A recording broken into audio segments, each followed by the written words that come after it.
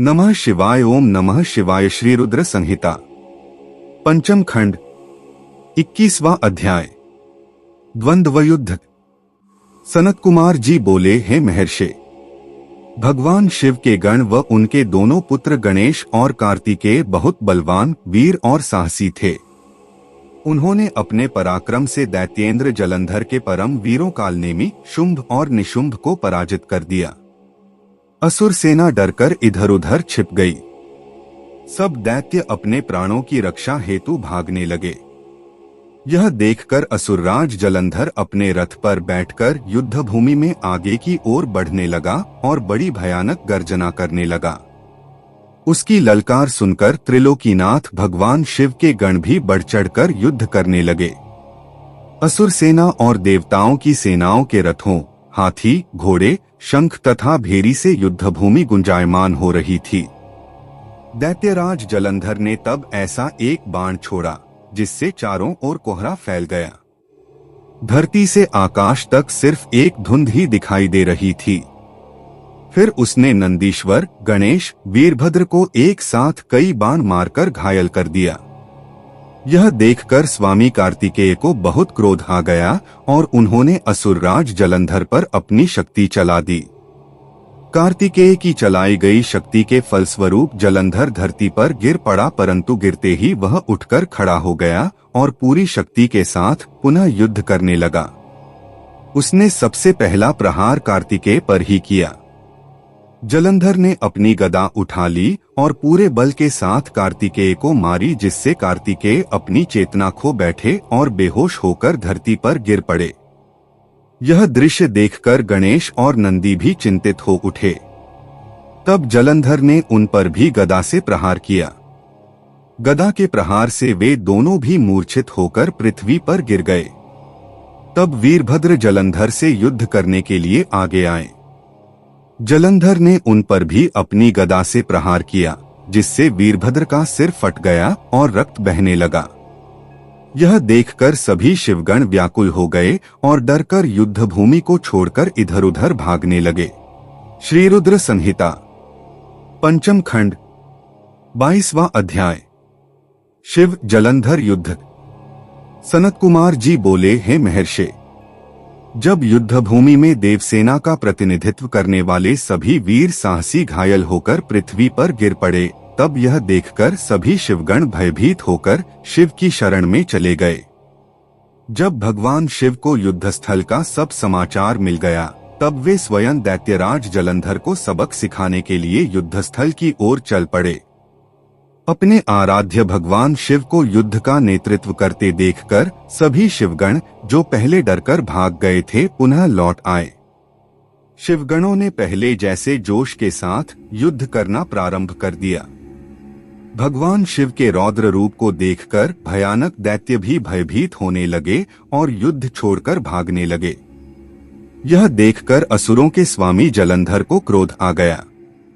वह तीव्र गति से शिवजी की ओर दौड़ा। इस कार्य में शुंभ निशुंभ नामक सेनापतियों ने अपने स्वामी का साथ दिया। यह देखकर भगवान शिव ने प्रत्युत्तर देते हुए जलंधर के बाणों को काट दिया। वे अपने धनुष से बाणों की वर्षा करने लगे। उन्होंने कई दैत्यों को फरसे से काट दिया। बलाहक और धसमर जैसे भयानक राक्षसों को पल भर में मार गिराया। शिवजी का वाहन बैल भी अपने सींगों के प्रहारों से सबको घायल करने लगा। तब यह देखकर जलंधर अपने सैनिकों को समझाने लगा कि वे न डरें और युद्ध करते रहें। पर दैत्य सेना भगवान शिव से युद्ध करने को तैयार ही नहीं हो रही थी। क्रोधित जलंधर उन्हें ललकारने लगा। जलंधर ने अनेकों बाणों को एक साथ चलाकर उसमें भगवान शिव को बांधने का प्रयास किया, लेकिन वह सफल न हो सका। भगवान शिव ने उसके सभी बाणों को काट दिया और उसके रथ की ध्वजा को भी नीचे गिरा दिया। असुरराज जलंधर के सभी बाणों को काटने के पश्चात भगवान शिव ने एक बाण मारकर जलंधर को घायल कर दिया और उसके धनुष को काट दिया। यह देखकर जलंधर ने युद्ध करने के लिए गदा उठा ली। तब शिवजी ने अपने बाण से उसकी गदा के भी 2 टुकड़े कर दिए। यह सब देखकर दैत्येंद्र जलंधर यह जान गया कि त्रिलोकीनाथ भगवान शिव उससे अधिक बलवान हैं और उन्हें युद्ध में पराजित कर पाना उसके लिए मुश्किल है। तब जलंधर ने जीतने के लिए गंधर्व माया उत्पन्न की। वहां उस युद्धस्थल पर हजारों की संख्या में गंधर्व और अप्सराओं के गण उत्पन्न हो गए और वहां नृत्य करने लगे। वहां मधुर संगीत बजने लगा। यह सब देखकर सभी देव सेना के सैनिक मोहित हो गए और युद्ध को भूलकर नृत्य और गाना बजाना देखने में मग्न हो गए। इधर देवाधिदेव भगवान शिव भी गंधर्व माया से मोहित होकर नृत्य देखने लगे। जब दैत्यराज जलंधर ने देखा कि सभी देवताओं सहित देवाधिदेव भगवान शिव भी उस गंधर्व माया के द्वारा मोहित होकर अप्सराओं के नृत्य को देख रहे हैं, तब वह वहां से चुपके से भाग खड़ा हुआ। असुरराज जलंधर त्रिलोकीनाथ भगवान शिव का रूप धारण कर बैल पर बैठकर देवी पार्वती के पास कैलाश पर्वत पर पहुंचा। वहां कैलाश पर देवी पार्वती अपनी सखियों के साथ व्यस्त थीं। जब उन्होंने अपने पति भगवान शिव को आता देखा, तब उन्होंने अपनी सखियों को वहां से भेज दिया और स्वयं भगवान शिव के समीप आ गईं। देवी पार्वती के अप्रतिम सौंदर्य को देखकर जलंधर का मन विचलित हो उठा और वह उन्हें अपलक निहारने लगा। जलंधर के इस प्रकार के व्यवहार को देख पार्वती को यह समझते हुए देर नहीं लगी कि वह कोई बहुरूपिया है जो भगवान शिव का रूप धारण कर उन्हें ठगने आया है। यह विचार मन में आते ही देवी पार्वती वहां से अंतर्धान हो गईं। तब वे एक अन्य स्थान पर पहुंची और उन्होंने भगवान श्रीहरि विष्णु का स्मरण करके उन्हें वहां बुलाया। विष्णु जी ने वहां पहुंचकर देवी को नमस्कार किया और उनसे प्रश्न किया कि क्या आप जलंधर के इस कार्य को जानते हैं। देवी पार्वती के इस प्रश्न को सुनकर श्री विष्णु ने हाथ जोड़ लिए और बोले, हे माता, आपकी क्या आज्ञा है? मैं उस दुष्ट को किस प्रकार का दंड दूं? तब देवी ने कहा कि आप जो उचित समझें वह करें। तब श्री विष्णु जलंधर को छलने के लिए उसके नगर की ओर चल दिए। श्री रुद्र संहिता पंचम खंड 23वां अध्याय। वृंदा का पतिव्रत भंग। व्यास जी बोले, सनत कुमार जी, जब माता पार्वती की आज्ञा पाकर भगवान विष्णु सागर पुत्र जलंधर की नगरी को चले गए, तब फिर आगे क्या हुआ? उन्होंने वहां जाकर क्या किया? व्यास जी का प्रश्न सुनकर सनत कुमार जी मुस्कुराए और बोले, हे महर्षि, दैत्यराज जलंधर की नगरी में पहुंचकर श्रीहरि विष्णु सोच में पड़ गए कि वे क्या करें, परंतु अगले ही पल उन्हें समझ में आ गया कि जैसे को तैसा। उन्होंने सोचा कि जिस प्रकार जलंधर ने छद्म शिव रूप धारण करके देवी पार्वती को छलने की कोशिश की थी, वे भी वहां जाकर उसकी पत्नी वृंदा का पतिव्रत धर्म भंग करेंगे। वे जानते थे कि जलंधर अपनी पत्नी के पतिव्रत धर्म से ही अभी तक बचा हुआ है, इसलिए उसका पतिव्रत धर्म नष्ट करना जरूरी है। मन में यह विचार आते ही वे नगर के राज उद्यान में जाकर ठहर गए। दूसरी ओर दैत्यराज जलंधर की पतिव्रता पत्नी वृंदा अपने कक्ष में सो रही थी। भगवान श्रीहरि विष्णु की माया के फलस्वरूप उन्होंने रात्रि में एक सपना देखा। उसने देखा कि उसका पति निर्वस्त्र होकर, सिर पर तेल लगाकर और गले में काले रंग के फूलों की माला पहनकर भैंसे पर बैठा है और उसके चारों ओर हिंसक जीव जंतु उसको घेरे खड़े हैं। उस समय चारों ओर घोर अंधकार फैला हुआ था और वह दक्षिण दिशा की ओर बढ़ता जा रहा था। ऐसा सपना देखकर वह डर गई और उसकी आंख खुल गई। तभी उसने देखा कि सूर्य उदय हो रहा है, परंतु वह सूर्य अत्यंत कांतिहीन था और उसे सूर्य में एक छेद भी दिखाई दे रहा था। यह सब देखकर वृंदा का मन बहुत व्याकुल हो उठा और वह इधर उधर टहलने लगी। कभी छज्जे और अटारी पर चढ़ती तो कभी जमीन पर बैठ जाती, परंतु उसे चैन नहीं था। जब इस प्रकार वृंदा का मन शांत नहीं हुआ तो वह मन की शांति प्राप्त करने हेतु उद्यान की ओर चल दी, परंतु उस निर्जन उद्यान में उसके पीछे सिंह के समान दो भयंकर राक्षस पड़ गए। वृंदा उन्हें देखकर बहुत डर गई और अपने प्राणों की रक्षा करने के लिए वहां से भागने लगी। भागते हुए उसे सामने से आते हुए एक तपस्वी दिखाई दिए। भयभीत वृंदा उन मुनि से अपने जीवन की रक्षा करने के लिए प्रार्थना करने लगी। उन तपस्वी ने अपने कमंडल से जल निकालकर उन राक्षसों को ललकारते हुए उन पर जल छिड़क दिया। जल छिड़कते ही दोनों राक्षस वहां से भाग खड़े हुए। तब वृंदा ने दोनों हाथ जोड़कर उन तपस्वी को प्रणाम किया तथा उनका धन्यवाद व्यक्त किया। तत्पश्चात उनको अत्यंत दिव्य और शक्तिशाली जानकर वृंदा ने उन मुनि से अपने पति दैत्यराज जलंधर के विषय में पूछा। मुनि ने उत्तर दिया कि देवी तुम्हारा पति तो युद्ध में मारा गया है। यह कहकर उन्होंने कुछ इशारा किया, जिसके फलस्वरूप 2 वानर उनके सामने प्रकट हो गए।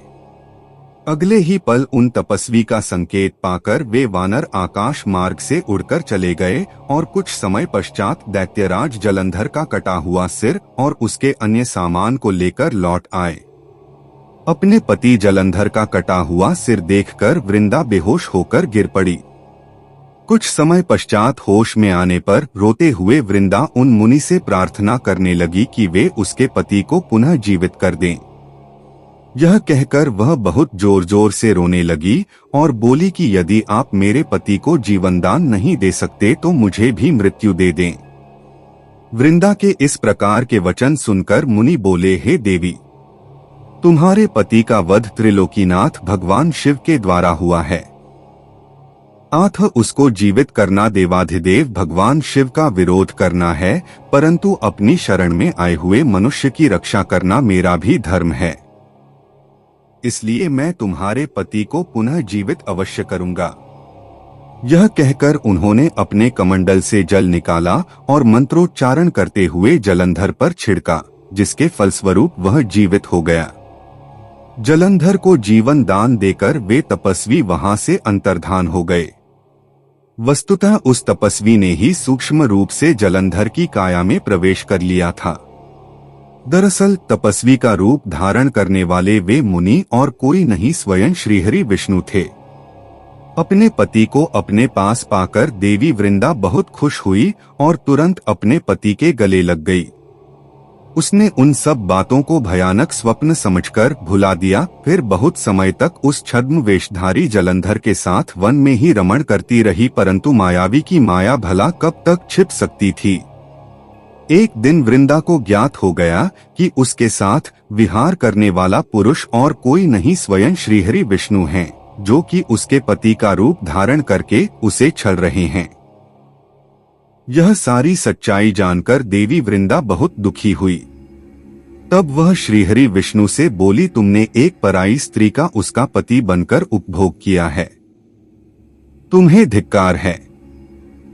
मैं किस प्रकार अपने पति का सामना कर सकती हूँ? अब मुझे जीवित रहने का कोई अधिकार नहीं है, पर तुम्हें तुम्हारी करनी की सजा अवश्य ही मिलेगी। तुमने मुझे अबला जानकर मेरा इस्तेमाल किया है। मैं तुम्हें शाप देती हूँ कि जिन राक्षसों से तुमने मुझे डराकर मेरा विश्वास जीता था, वे ही राक्षस तुम्हारी पत्नी का भी हरण करेंगे और तुम उसके वियोग में हर ओर भटकोगे। तब यही वानर तुम्हारी सहायता करेंगे। मेरा अगला जन्म तुलसी के रूप में होगा और मेरी संजीवनी शक्ति ही मेरी पवित्रता का प्रमाण होगी। भगवान श्रीहरि विष्णु को इस प्रकार शाप देकर असुरश्रेष्ठ जलंधर की पत्नी वृंदा ने अग्नि में प्रवेश कर लिया और उसमें अपने प्राणों की आहुति दे दी। उस अग्नि में से एक तेज प्रकट हुआ और वह जाकर देवी पार्वती में समा गया। श्री रुद्र संहिता पंचम खंड 24वां अध्याय। जलंधर का वध।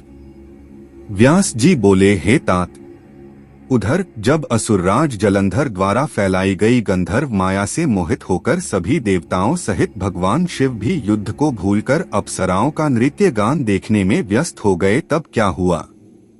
उधर जब जलंधर को पहचानकर देवी पार्वती कैलाश पर्वत से अंतर्धान हो गईं, तब वहां क्या हुआ? भगवान शिव ने क्या किया? सनत कुमार जी बोले, हे महर्षि, जब जलंधर को अपने सामने भगवान शिव के रूप में देखकर देवी पार्वती ने यह जान लिया कि वह कोई बहुरूपिया है, तो वे तुरंत वहां से अंतर्धान हो गईं। उनके अंतर्धान होते ही सारी माया वहां से गायब हो गई। माया के गायब होते ही सभी देवता अपने अपने होश में आ गए। उधर देवाधिदेव भगवान शिव की चेतना भी वापस लौट आई और जलंधर की माया को जानकर उन्हें अत्यधिक क्रोध आ गया।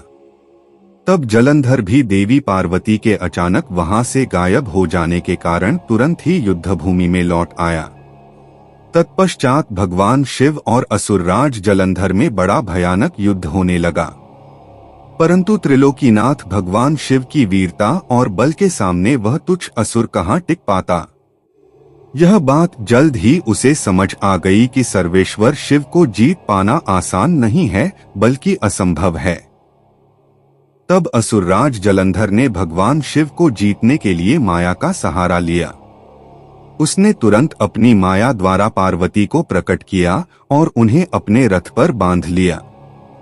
जलंधर के दो सेनापति शुंभ और निशुंभ अपने हाथों में भयानक अस्त्र लेकर देवी पार्वती को मारने के लिए उन पर झपट रहे थे और देवी पार्वती रोते हुए अपनी सहायता के लिए अपने आराध्य भगवान शिव को पुकार रही थीं।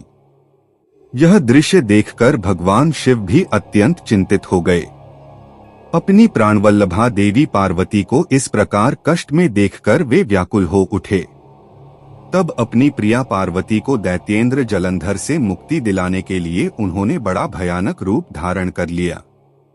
उनका वह रौद्र रूप देखकर राक्षसी सेना भयभीत होकर इधर-उधर भागने लगी और छिपने का प्रयास करने लगी। उधर दैत्य सेना के प्रधान शुंभ और निशुंभ भी डर गए और युद्ध से बचने की कोशिश करने लगे। उनके भयभीत होते ही जलंधर की माया समाप्त हो गई।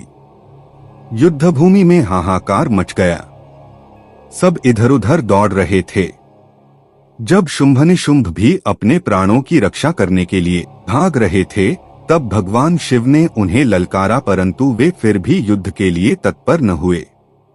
भगवान शिव बोले, तुम तो देवी पार्वती को मारने बढ़ रहे थे, अब क्यों डरकर भाग रहे हो? आओ और मेरे साथ युद्ध करके अपनी वीरता का परिचय दो। भगवान शिव के वचनों का उन दोनों पर कोई भी प्रभाव नहीं पड़ा और वे भागते रहे। तब क्रोधवश भगवान शिव ने शुंभ निशुंभ को शाप देते हुए कहा, हे दुष्ट असुरों, युद्ध में कभी भी पीठ दिखाने वाले पर वार नहीं करना चाहिए।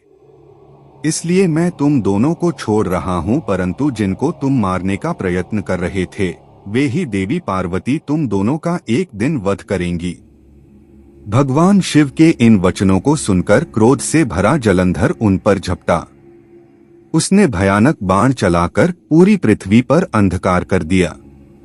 इससे भगवान शिव का क्रोध अत्यधिक बढ़ गया और उन्होंने अपने चरणांगुष्ठ से बने हुए सुदर्शन चक्र को चला दिया। उस चक्र ने तुरंत जलंधर के सिर को उसके धड़ से अलग कर दिया।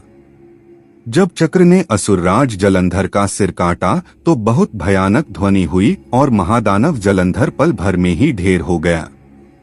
जिस प्रकार अंजन काजल का विशाल पर्वत दो टुकड़ों में विभक्त हो गया था, उसी प्रकार जलंधर का शरीर भी दो टुकड़ों में बंट गया। सारे युद्ध भूमि में उसका रक्त फैल गया। भगवान शिव की आज्ञा से जलंधर का रक्त और मांस महारौरव में जाकर रक्त का कुंड बन गया। दैत्यराज जलंधर के शरीर से निकला अद्भुत तेज उस समय भगवान शिव के शरीर में प्रवेश कर गया। जलंधर का वध होते ही चारों ओर हर्ष की लहर दौड़ गई। सभी देवता ऋषि मुनि बहुत प्रसन्न हुए। अप्सराएं और गंधर्व मंगल गान गाने लगे। सारी दिशाओं से भगवान शिव पर फूलों की वर्षा होने लगी। श्री रुद्र संहिता पंचम खंड 25वां अध्याय। देवताओं द्वारा शिव स्तुति। सनत कुमार जी बोले, हे महर्षि, इस प्रकार दैत्यराज जलंधर का देवाधिदेव भगवान शिव के हाथों से वध देखकर सब ओर प्रसन्नता छा गई। सभी देवताओं सहित ब्रह्मा जी और श्रीहरि विष्णु भी हर्षित हुए। तब वे करुणानिधान भगवान शिव को धन्यवाद देने लगे और उनकी स्तुति करने लगे और बोले, हे करुणानिधान, हे कृपा निधान देवाधिदेव भगवान शिव, आप प्रकृति से परे हैं। भगवान, आप ही परमब्रह्म परमेश्वर हैं। प्रभु, हम सब देवता आपके दास हैं और आपकी आज्ञा की पूर्ति करने हेतु कार्य करते हैं। हे देवेश, आप हम पर प्रसन्न हो। हे प्रभु, जब भी देवताओं पर कोई विपत्ति पड़ी है, आपने हमारी सहायता की है और हमें अनेक दैत्यों के अत्याचारों से मुक्ति दिलाई है। हम सदा ही आपके चरणों की वंदना करते हैं और आपके अनोखे दिव्य स्वरूप का ही स्मरण करते हैं। आपके ही कारण हमारा भी अस्तित्व है। आपके बिना हम कुछ भी नहीं हैं। आप भक्त वत्सल हैं और सदा ही अपने भक्तों का हित करते हैं। इस प्रकार भगवान शिव की वंदना करके सभी देवता चुप हो गए और हाथ जोड़कर खड़े हो गए। तब भगवान शिव बोले, हे देवताओं, मैं तुम्हारी आराधना से बहुत प्रसन्न हूँ। मैं तुम्हें वरदान देता हूँ कि मैं हमेशा तुम्हारे अभीष्ट कार्यों की सिद्धि करूँगा। तुम्हारे दुखों को मैं सदा दूर करूँगा। इसके अतिरिक्त तुम और कुछ भी चाहो तो मुझसे मांग सकते हो। परंतु उन्होंने उनकी कृपा दृष्टि बनाए रखने के अतिरिक्त उनसे कुछ नहीं मांगा। तब उन देवताओं को आवश्यकता पड़ने पर उनकी मदद करने का आश्वासन देकर देवाधिदेव भगवान शिव वहां से अंतर्धान हो गए। इस प्रकार जब त्रिलोकीनाथ भक्त वत्सल शिव ने देवताओं को उनकी सहायता का आश्वासन दिया तो सभी देवता हर्ष से फूले नहीं समाये और भगवान शिव की महिमा का गुणगान और जय जयकार करते हुए प्रसन्नतापूर्वक अपने अपने धाम को वापस चले गए।